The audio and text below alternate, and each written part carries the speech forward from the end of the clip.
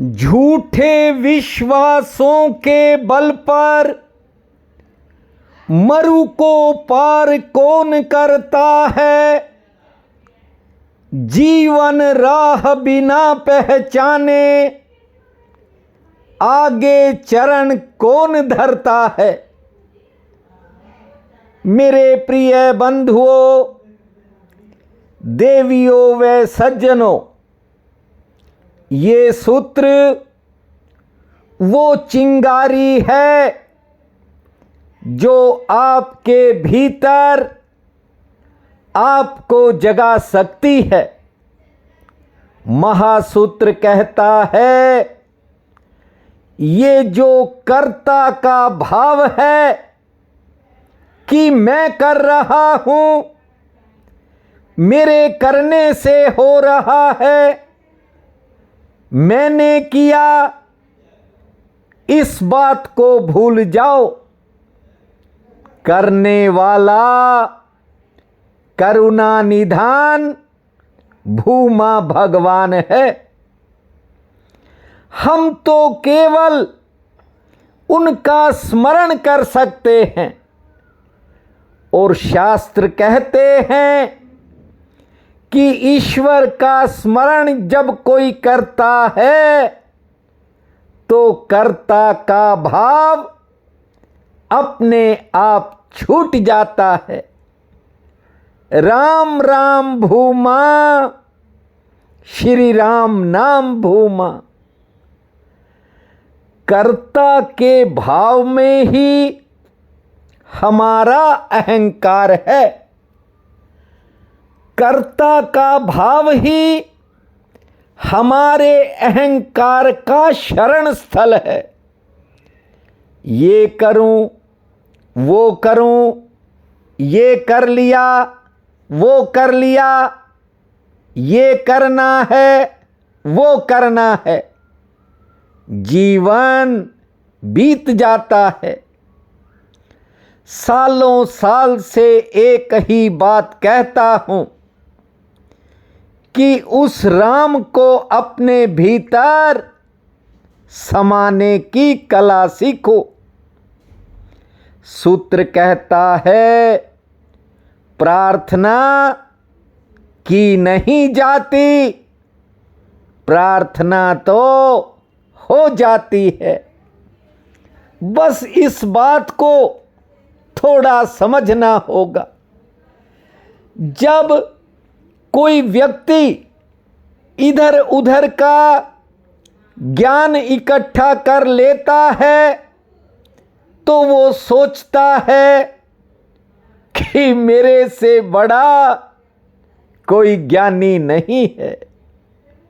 ध्यान दीजिए, ज्ञान में त्याग होता है और अपने आप आ जाता है, छाया की तरह। अज्ञान में तो त्याग को लाना पड़ता है कि मैंने ये छोड़ दिया। लेकिन आपको बता दूं, ज्ञान में त्याग अपने आप आ जाता है। अज्ञान के जीवन में त्याग है जैसे मानो किसी पेड़ से कच्चे पत्ते को तोड़ना। यहां जबरदस्ती पत्ते तोड़े जाते हैं और पत्ता भी पीड़ित होता है, शाखा भी पीड़ित होती है, पीछे घाव भी छूट जाता है। जानते हो, जिस वृक्ष का कोई पत्ता तोड़ता है तो वृक्ष के प्राण पर चोट लगती है। त्याग ज्ञानी का छूटने वाला है, छोड़ने वाला है ही नहीं। कभी देखना, जो पत्ते पूरी तरह से सूख जाते हैं वे अपने आप गिर जाते हैं। ना तो वृक्ष को खबर लगती है कि पत्ता कब गिर गया, और ना पत्ते को पता चलता है कि वो कब टूट गया। ना कोई दुनिया में खबर फैलती है। एक हवा का झोंका आता है और पत्ता नीचे बैठ जाता है।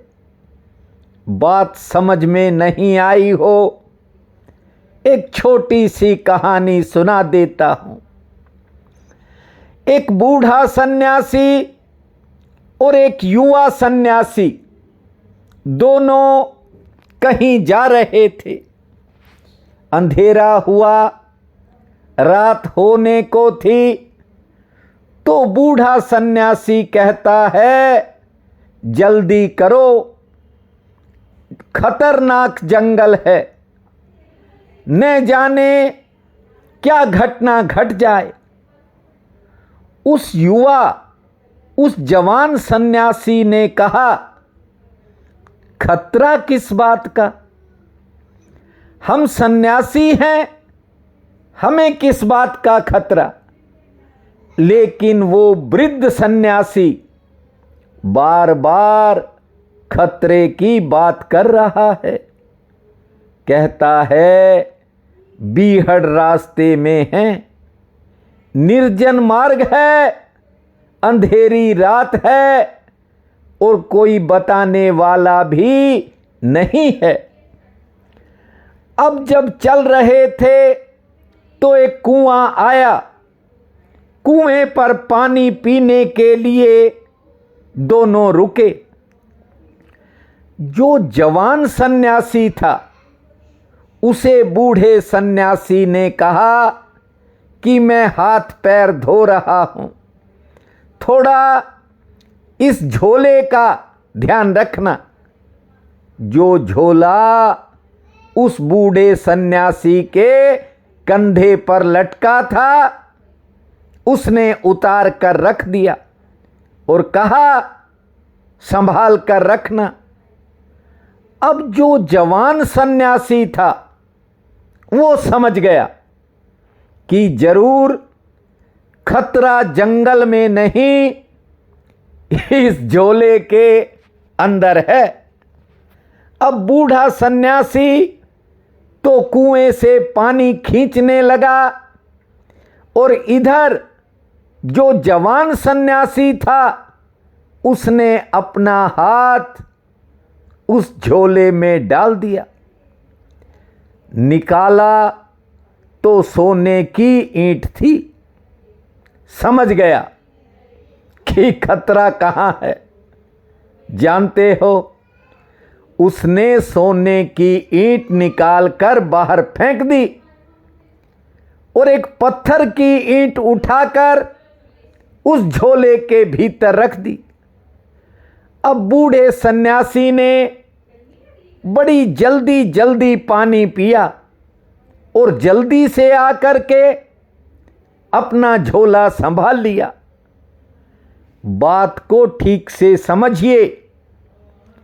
ठीक से वो बूढ़ा पानी भी नहीं पी पाया। और वैसे भी जिनके घर में सोने की ईंटें होती हैं वे कब पानी पी पाते हैं? ठीक से नहीं पी पाते। गौर से देख लेना। एक शांत पुरुष बड़ी शांति से पानी पीता है, शांति से खाना खाता है और शांति से ही सो जाता है। हालांकि ये बात हर इंसान में होनी चाहिए, लेकिन हम इतने विक्षिप्त और पागल हो चुके हैं कि हमें पता ही नहीं हम क्या कर रहे हैं। उस बूढ़े सन्यासी ने फिर से झोला कंधे पर टांक लिया और इतना ही नहीं, उसे छाती से लगा लिया और चलने लगा। उसको पता ही नहीं कि ये जो छाती से लगाया है ये पत्थर की ईंट है। ज्यादातर लोग इसी भ्रम में जीते हैं कि पता नहीं उसका करीबी क्या कर देगा, संतान क्या कर देगी, पति क्या कर देगा, पत्नी क्या कर देगी, रिश्तेदार क्या कर देंगे। भ्रम और वहम की दुनिया में इंसान जीता है। ध्यान से इस कहानी के सार को समझिए। उस बूढ़े को पता नहीं कि जिसको तू छाती से लगा रखा है वो सोने की ईंट है या पत्थर की ईंट है। आगे चल पड़े, फिर रात हो गई। अब फिर और खतरा बढ़ गया। उसने पूछा, कोई खतरा तो नहीं है? जब बूढ़े ने कहा कि रात होने को है, इस जंगल में कोई खतरा तो नहीं है, जानते हो, उस युवा सन्यासी ने कहा कि अब आप बेफिक्र हो जाएं, खतरे को मैं पीछे फेंक आया हूं। बूढ़ा घबराया, जल्दी से झोले में हाथ डाला, ईंट निकाली। वो तो पत्थर की ईंट थी। एक क्षण को तो सन्नाटा हो गया, लेकिन फिर बूढ़ा हंसने लगा। उसने वो पत्थर की ईंट भी बाहर फेंक दी और कहने लगा कि अब यहीं सो जाते हैं, अब गांव तक जाने की भी क्या जरूरत है। देखिए, लोग छोड़ने की कोशिश करते हैं, इसीलिए छूट नहीं पाता। आपको बता दूं, इंसान की बनाई वस्तुएं कभी उसे शाश्वत संतोष नहीं देंगी। बनी हुई वस्तु में संतोष हो ही नहीं सकता। एक समय ऐसा आता है, थकान होने लगती है। संतोष तो सदा शुद्ध है, उसमें यदि आप विश्रांति पाएंगे तभी हो सकता है। बाकी परिस्थितियां तो चाहे जितनी भी बनती रहें, आज कुछ ज्यादा धन आ गया, लोभ और बढ़ जाएगा, वासनाएं और बढ़ेंगी, इच्छाएं बढ़ जाएंगी। याद रखना, संतोष नहीं होगा। संतोष तो स्व आत्मा में ही होता है और कहीं नहीं होता। इस गुरु पूर्णिमा के बाद अब आपको गोपनीय सूत्र सुनाना प्रारंभ करूंगा। देखिए, बहुत से बहन भाई कहते हैं कि हमारी आप में बड़ी श्रद्धा है। मैं आपसे एक बात कहना चाहता हूं, मेरे को तो छोड़ो, किसी पर भी श्रद्धा की कोई जरूरत नहीं है। विचार की और विवेक की जरूरत है। ये जो श्रद्धा का नशा है, इसमें पता नहीं इंसान कहां भटक जाता है। निज धर्म का ये महासूत्र कहता है, मैंने शुरू में कहा कि ये वो चिंगारी है, ये आपके भीतर को जगा सकती है। और इसीलिए 4 पंक्तियां सुनाई कि झूठे विश्वासों के बल पर मरु को पार कौन करता है, जीवन राह बिना पहचाने आगे चरण कौन धरता है। सालों साल हो गए, अब जरूरत है विवेक के प्रकाश में चलने की, अपने भीतर खोजने की, परीक्षण करने की। जीवन मिला है तो कम से कम इसको जी करके जाना। उधार की बातों पर विश्वास मत करना। कौन हूं मैं, क्या हूं मैं, आपकी तरह ही हूं, कोई अंतर नहीं है। और मेरी बातों पर विश्वास करने की भी जरूरत नहीं है। यदि आप मेरी बात पर विश्वास करते हो तो यह गलत होगा, यदि विचार करोगे तो ठीक होगा। ये जो विश्वास की आदतें डलवा देते हैं, जानते हो, बड़ी बात आज कह रहा हूं, ये जो विश्वास का भरोसा देते हैं, ये आपके भीतर विवेक जगने की संभावना को बंद कर देते हैं। मैं आपका शत्रु नहीं हूं, आपका भाई हूं। याद रखना इस बात को। अब वो समय आ रहा है जब मैं आपको कुछ सुनाने जा रहा हूं। हो सकता है कि वे वीडियो मैं YouTube पर ना डालूं, लेकिन जिन बहन भाइयों ने टिकने की कला सीखी है, याद रखना, उनके कानों में अब गोपनीय महासूत्र डालूंगा। मैंने आपसे कहा कि विवेक आपका जागना चाहिए, फिर प्रार्थना करने की जरूरत नहीं होगी।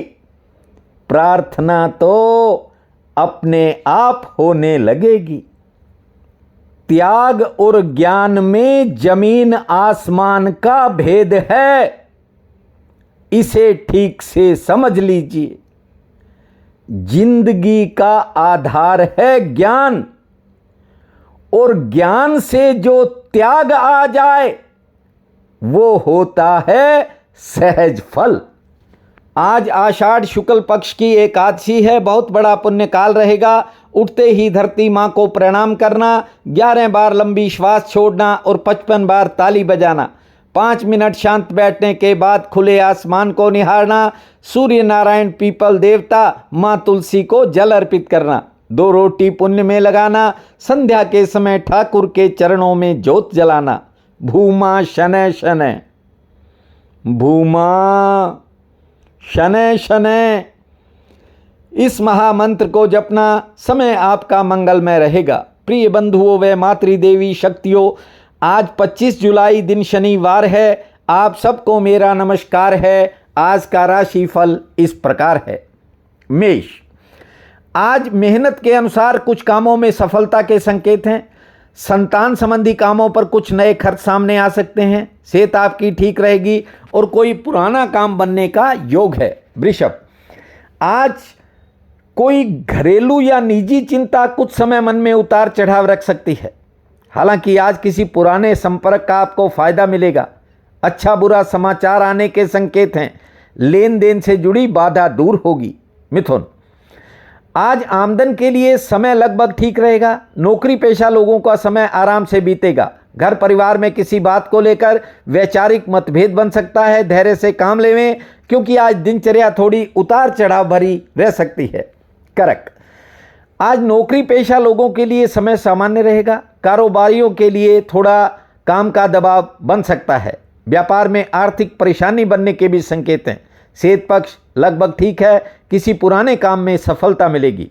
सिंह, आज किसी रुके हुए काम में गति आने से थोड़ा मनोबल बढ़ने के संकेत हैं। रोजगार से लाभ ठीक होगा। सेहत ठीक रहेगी। हाँ, कोई निजी समस्या मन में थोड़ी चिंता पैदा कर सकती है। कन्या, कार्यक्षेत्र में काम का बोझ ज़्यादा रहने के योग हैं। पुरानी योजना आपकी सफलता की तरफ बढ़ेगी। घर परिवार में किसी बात को लेकर मनमुटाव बन सकता है। आज थोड़ा क्रोध पर नियंत्रण रखें। तुला, आज रोजगार से अच्छी आमदन के संकेत हैं। कोई नया रिश्ता संबंध जुड़ सकता है। सेहत पक्ष ठीक है और किसी रुके हुए काम में गति आएगी। परिवार में किसी बात को लेकर बहस हो सकती है, धैर्य रखें। वृश्चिक, आज किसी धन संबंधी काम में सफलता का रास्ता खुल सकता है। दिन अच्छा है। लेन देन की परेशानी खत्म होने के भी संकेत हैं। मेहमान आ सकते हैं। सेहत ठीक रहेगी और कहीं जाने का अवसर मिलेगा। धनु, कारोबारी सितारे लाभप्रद हैं। आज कोई विशेष लाभ भी हो सकता है। हालांकि घर परिवार के कामों में भागदौड़ होगी। कहीं जाने का मौका मिलेगा। संतान संबंधी कामों में सफलता मिलेगी। मकर, आज किसी जरूरी काम में अचानक कोई मुश्किल सामने आ सकती है। आमदन के लिए समय ठीक रहेगा। बिगड़े कामों में सुधार के संकेत हैं। सेहत पक्ष थोड़ा नरम रह सकता है। कुंभ, आमदन के लिए लगभग समय मध्यम श्रेणी का है। सेहत आपकी ठीक रहेगी। किसी के सहयोग से कोई रुका हुआ काम आगे बढ़ेगा और कोई जरूरी काम जो है किसी कारण आज प्रभावित भी हो सकता है। मीन, आज संतान संबंधी कामों में कुछ नए खर्च सामने आ सकते हैं। मान सम्मान में बढ़ोतरी का योग है। सेहत पक्ष थोड़ा नरम है। खान पान में ध्यान रखें। यात्रा में भी सावधानी रखें।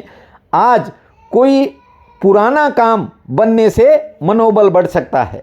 आज का ये दिन आप सबके लिए अति शुभ फलदायी हो, यही मेरी कामना है। आप सबका बहुत बहुत धन्यवाद।